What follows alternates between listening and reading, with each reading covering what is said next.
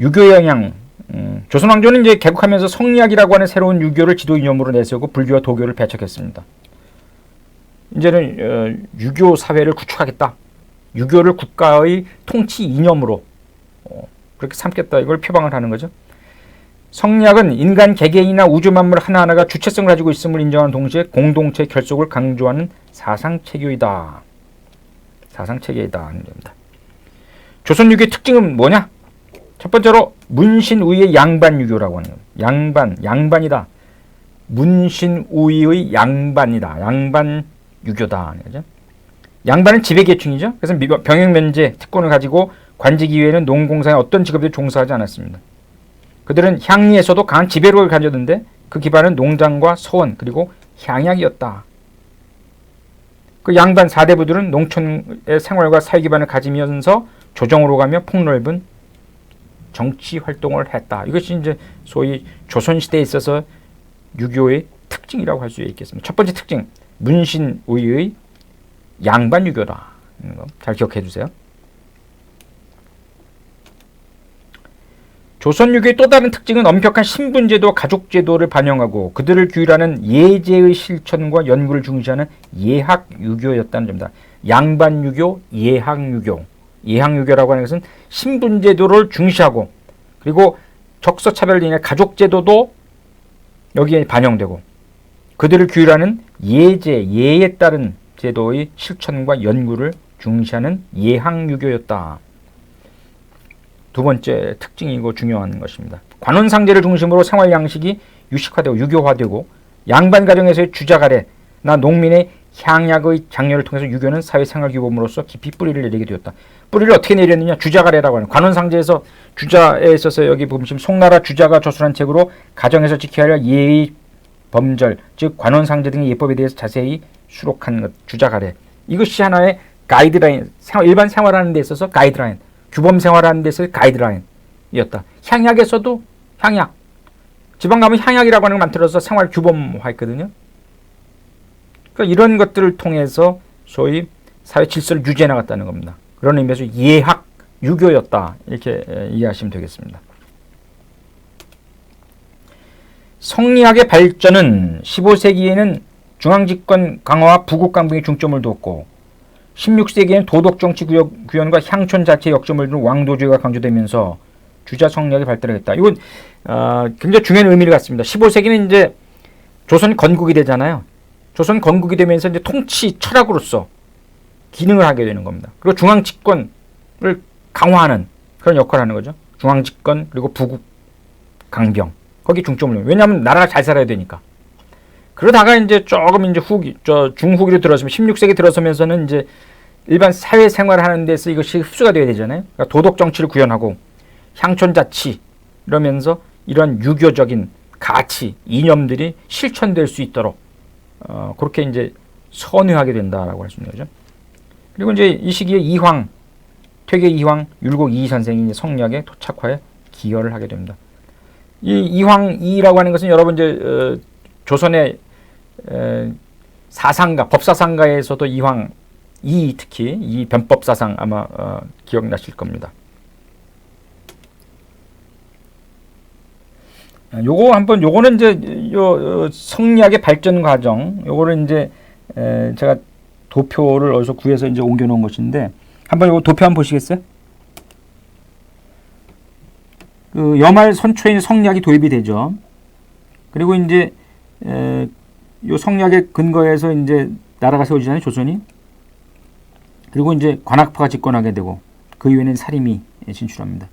그 사화를 겪게 되면서 사림이 이제 집권하게 되고 그리고 17세기에 들려서 이제 붕당, 노론, 벽파, 무슨 뭐 남인, 뭐 동인, 서인 이러면서 이제 붕당 정치가 이제 시작이 되는 거죠. 여기 이제 요게 성리학 이렇게 고려시대부터의 이제 쭉 요 어떤 계보 같습니다. 안향, 이재현, 이색으로 해서 이제 정도전으로 올라가게 되고, 요게 이제 혁명파 정도전은, 요게 이제 온건파, 정몽주, 길재, 김숙자, 김종직 이렇게 해서 김일손, 김경필, 정여창, 이현적, 서경덕, 조광조, 김한국, 조식, 이황, 이이, 성원, 뭐 이렇게 해서 동인, 서인 뭐 이렇게 나뉘게 되는 거죠. 그리고 이제 훈구파, 살인파의 대결에 의해서 4대 사화, 무오사화, 갑자사화, 기묘사화, 을사사화 이런 것들이 이제 일어나는 거죠. 역사를 공부하는 데 있어서 요거를 좀 여러분들이 알아두시면 편하겠습니다. 좋을 것 같아요. 이제 임진왜란과 병자호란을 우리가 이제 겪지 않습니까? 역사적으로 국가를 재건하는 과정에서 지배층의 도덕성 회복, 부국강병, 민족에 대한 자아각성이 이제 필요했다는 거죠. 성리학은 이러한 시대적 요청에 따라 불교, 도교, 양명학 그리고 서양의 천주교 등에서 도덕 수양의 장점을 받아들였다. 그리고 각종 기술학에서 실용 지식을 흡수하고자 하는 실학이라는 새로운 학문으로 발전하게 된다. 성리학이라고 하는 것이 이제 17, 18세기에 들어서면서 실사구시 중요시하잖아요. 그러니까 실학이라고 하는 것이 이제 전면에 대두하게 됩니다. 그러니까 성리학은 이제 이렇게 해서 실학이라고 하는 새로운 학문으로 발전하게 됩니다. 조선 후기 실학은 이제 18세기 중엽까지는 농촌 문제 해결 중심을 뒀고 18세기 후반부터는 상공업의 육성과 기술 발전을 강조하는 북학으로 발전하게 된다. 뭐 박제가라든가 또 이제 박지원이라든가 이런 사람들에 의해서 이제 성리학이 이제 변화되는 건 실학으로 그러면서 이제 소위 이제 부국강병으로 이제 가는 길을 제시하는 거죠. 농촌도 살리고 전체적인 국가도 살리고. 그리고 이제 19세기에 들어서는 북학이 고증학으로 발전하면서 학문의 전문성이 한층 높아지게 됩니다. 그리고 상공업 발전의 가속화와 함께 근대화 쪽에는 개혁 사상을 싹 틔우는 데 기여하게 된다. 그러니까 결국 조선 후기에 들어서는 불교보다는 이제 이 유학, 유교 사상, 이 미치는 영향이 기대한 거죠. 국가를 부흥시키는데, 농촌 사회를 또 발전시키는데 상당히 그 아주 중요한 역할을 하게 됩니다. 조선시대 일반 민간의 실생활과 주범생활을 주도했던 유교를 그 중심에 두었던 단체로 향약, 서원 등을 들 수 있다니 향약. 이들이 만들어 실천에 옮긴 자체 규범들은 이른바 민중법으로서 실생활에서 행위 준칙으로서 중요한 기능과 역할을 담당하게 된다. 요거는 이제 향약은 이제 하나의 이제 규범을 얘기하는 것이고 서원은 단체를 얘기하는 것인데 굉장히 중요한 의미를 갖고 있는 것이기 때문에 아마 이렇게 표현을 했던 것 같습니다. 그럼 향약은 그 어디서부터 비롯되느냐 한번 볼까요? 조선시대 향약은 중국 송나라 열시 향약을 모방한 것으로 조선 중기 이후 지방의 양반, 토, 유림 및 상류 계급에 의해 전개되어 영정조 때는 전국적으로 실시하게 됩니다. 향약은 뭐냐? 향약은 국가 질서에 기여하면서 향촌사회 평화를 위한 윤리규범, 도덕규범을 위주로 하는 향리 주민들의 공동체 조직이면서 아울러 향리 주민들이 실천하기 약정한 자치규범으로서 조선사회 독특한 법의 존재 형태다. 향약이라고 하는 것은 하나의 자치 공동체 조직이다. 그러면서 아울러 하나의 규범이었다 하는 겁니다. 향약이라고 하는 것. 단체적 성격도 지니면서 그 자체가 하나의 규범이었다라고 하는 것. 독특한 조선사회에 있어서의 법의 한 형태다. 굉장히 큰 영향을 미쳤습니다. 조선시대 향촌사회에 있어서. 향약에 위배된 행위를 했을 경우에서는 거기에서 마을에서 제재를 가했지 않습니까? 그런 것이 아주 크게 작용을 했었다. 요거는 이제 1517년 중종 12년에 이씨 향약을 이제 반포했던 경상 관찰사 김한국입니다. 향약에는 뭐가 담겨있냐 조금 이따 이제 설명드리겠습니다만은 향약에서는 그 마을에 지켜야 할 규범을 정해놓은 것이거든요. 그래서 그 규범을 잘 지키도록 하기 위해서 잘 지키면 사회가 안정이 되잖아요. 마을이 번성한다 이런 의미를 담고 있는 것이죠. 그러면 향약의 중시 핵심 내용은 뭐냐? 그 4대 강령에 나타났습니다. 대표적인 거 덕업상권, 과실상규, 예속상교, 환난상휼. 이게 이제 향약의 핵심적인 4대 강령입니다. 덕업상권이라는 무엇이냐? 주민들의 선행을 장려하고 생업에 충실하게 하자. 덕업, 상권. 주민들의 선행을 장려하고 생업에 충실하게 하자. 선행을 돕고 생업에 충실하게 하자. 과실상규. 서로 간에 잘못이 있으면 이를 지적하여 고치도록 하자.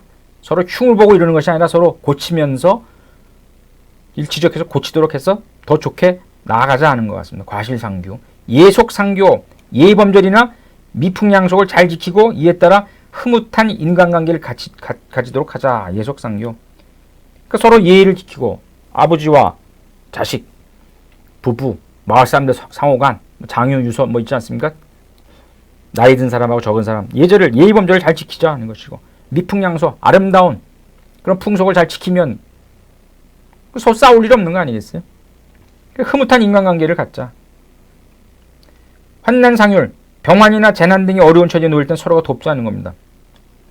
농사할 때 서로 도우면서 하고, 그렇죠? 추수할 때 같이 추수하고, 김맬 때, 모내기 할 때 같이 도와주고, 어려운 일에 서로 뭉치고, 뭐 이렇게 하자는 것이죠. 굉장히 그 향촌 사회를 이끌어 나가는 하나의 규범적 가이드라인이라고 할 수가 있겠습니다.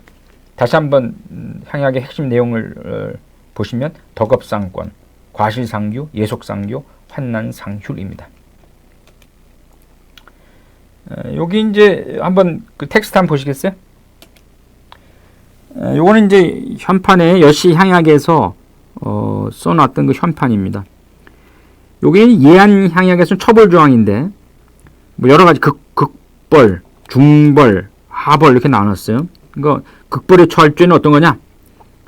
부모에게 불손한 자, 형제가 서로 싸우는 자, 집안의 도를 어지럽히는 자, 마을 어른을 욕보이는 자, 수절한 과부를 더럽힌 자. 요런 거는 극벌이다 하니.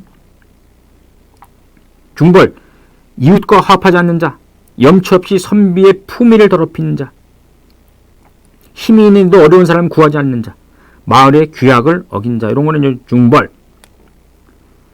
하벌, 회의에 늦은 자, 좌중에서 떠들썩하게 다투는 자, 앉을 자리에 마음대로 바꾸는 자. 이런 건 이제 예의 없다. 그렇게 해서 이제 하벌. 이렇게 해서 자체적으로 이제 제재할 수 있는 이런 조항을 둔 것 같아요.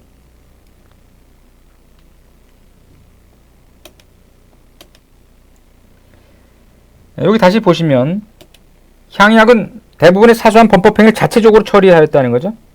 이때의 개인이나 사사로이 내리는 것을 이제 사형이라고 그러죠. 국가 권력에 의해 공인된 것으로 보인다. 그러니까 향약의 자치권은 국가 권력의 연장선상에서 기능했다는 거죠.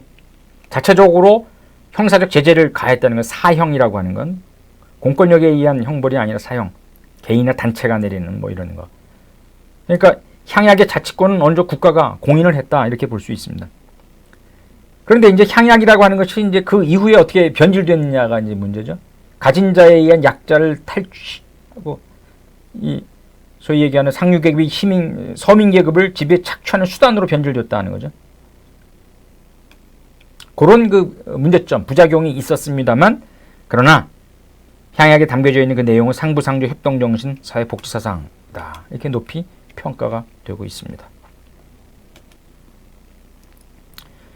우리나라 서원은 1543년 풍기군 주세붕이 고려말 학자 안양을 배양하고 유생을 가르치기 위해서 경상도 순흥에 백운동 서원을 창건한 것이 그 서원의 효시입니다. 서원은 안양을 배양하기 위해서, 배양이라고 하는 것은 학덕 있는 사람의 신주를 분묘나 사당, 서원 등에 모시는 일이라고 하는데 안양을 배양하기 위해서 백운동 서원을 창건한 것이 서원의 효시이다. 서원이 이제 나중에는 그 흥선 대원군은 이제 서원도 철폐하고 그러잖아요. 나중에 서원에 이제 아주 이 악패가 드러나죠. 나중에는 이제 서원 철폐라고 하는 게 이어지지만 그러나 서원도 나름대로 만들어질 당시에는 나름 의미를 가질 수 있었다는 겁니다.